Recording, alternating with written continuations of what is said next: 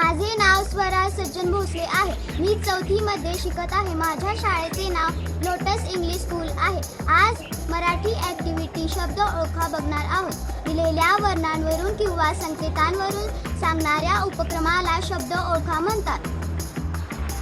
मी काटेरी पण सुंदर फूल आहे गुलाब. मी फळांचा राजा आहे आंबा.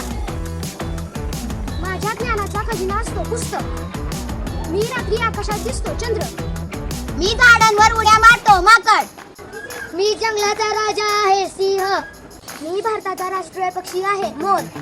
मी पाऊस पाडतो ढग. माझ्यामुळे आपण लिहू शकतो पेन्सिल.